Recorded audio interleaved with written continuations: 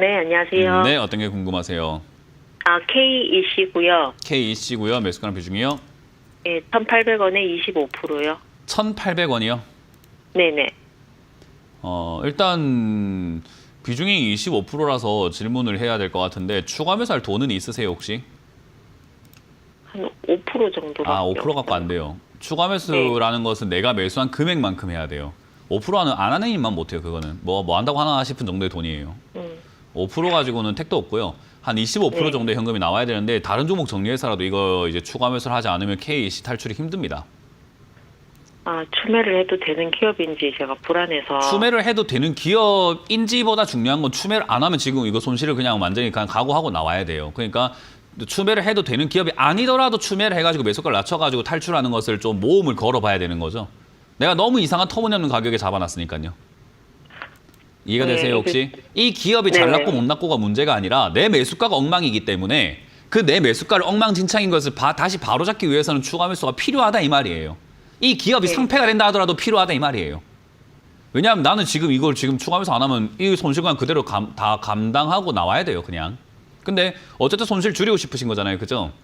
네네. 그러면 아까 말한 것처럼 이제 제가 좀 극단적으로 예를 들어서 상폐라고 이야기했지만은 상폐가 아닌 과정 속에서는 대응을 해야 돼요. 어쩔 수가 없는 거예요. 이 기업이 좋고 나쁘고는 중요하잖아요. 내가 이상한 가격에 잡아놨거든요.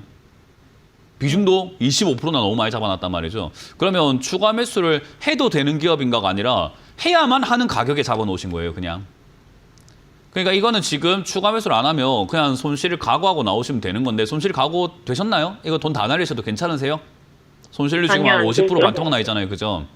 네. 반토막 이상 좀 나 있는데 이거 손실 나도 괜찮은 돈이에요? 감당 가능하세요? 아니요. 제가 다른 종목을 추매를 했는데 그게 지금 거래 정지가 돼서 이것도 또 그 엉망진창을 하셨잖아요. 그러니까 추가 매수를 왜 그런 식으로 해요? 그러니까 거래 정지가 될 만한 기업을 왜 추가 매수를 해요?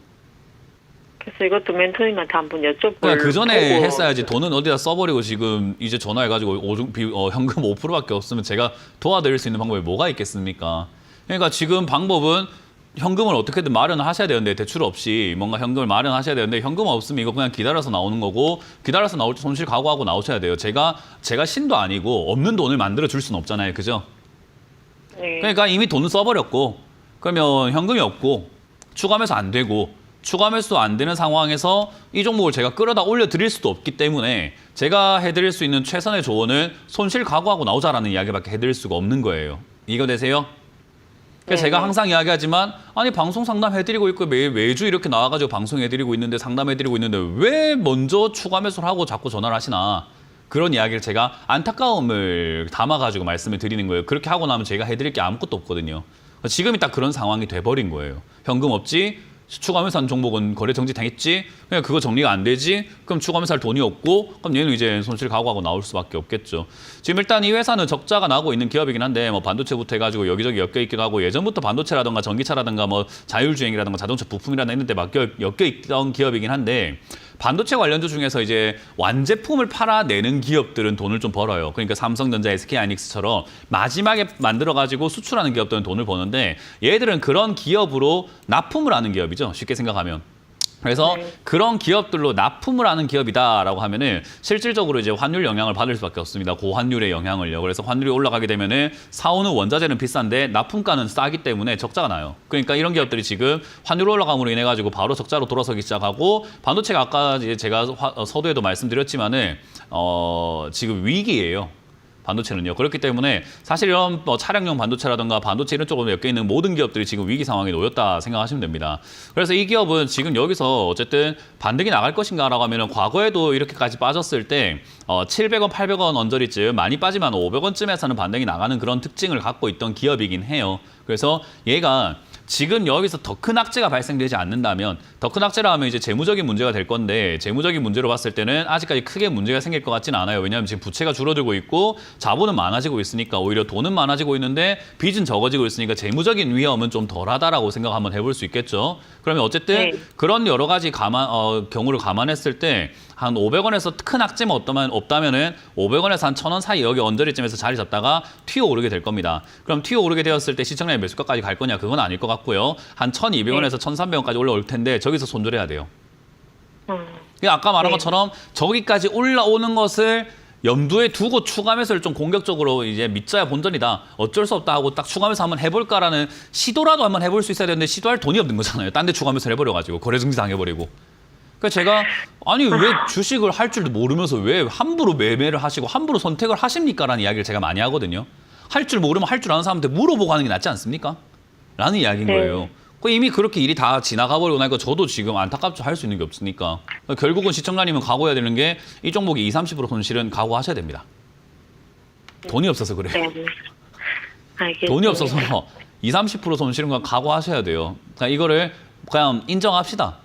그래서 20, 30% 손실 어쩔 수가 없어요. 50% 손실 날 만한 것을 20%대에서 30%대 손실로 나온다고 하더라도 그 정도만 해도 어딥니까? 그것만 해도 건지는 거죠. 그 건진 걸로 다른 매매하지 마시고 공부를 좀 하셔야 돼요. 추가 매수했는데 거래 정지 당할 정도라고 한다면은 공부를 좀 하시는 게 맞는 거죠.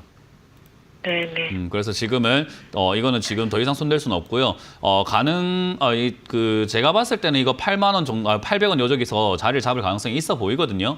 시간이 네. 좀 지나가면요. 대신에 이 자리 네. 잡는 데 시간이 좀 많이 걸릴 거고요. 반등 나오는 데까지도 시간이 좀 많이 걸릴 겁니다. 뭐 얼마나 걸릴지는 모르겠지만 일단 생각보다 좀 걸릴 거예요. 그래서 튀어 오른다 하더라도 1,200원 정도까지 올라오고 1,300원까지 올라갈 가능성이 높은데 그때까지도 시간이 좀 걸릴 건데 뭐 방법은 없습니다. 그냥 기다려 보시는 게 정답이 될 것 같고 기다리면은 1,200~1,300원대 탈출할 수 있는 기회가 생긴다라는 점을 말씀드릴 거고요. 만에 하나 이게 이제 악재가 터지면서 뭐 내부 악재라든지 여러 가지 악재라든가 여러 가지 이유 때문에 500원이라든가 그 이하로 밀리게 된다면은 지금 직장 다니고 계세요? 네네. 직장 다니다 보면 월급 이렇게 뭐 적금 같은 거 넣고 계세요? 네, 적금 넣고 있어요. 네, 그거 깨고 이거 추가하면서 해야 될지도 모릅니다. 500원 밑으로 빠지면요. 그건 이제 어쩔 수 없이 공격적으로 한번 들어가지 않으면 지금 이 돈 다 날려요, 그냥. 그러니까 얘를 살리기 위해서 새로운 돈이 들어가 줘야만 합니다. 적금은 어차피 이자 주도 안 해요, 그거 요즘에. 그죠?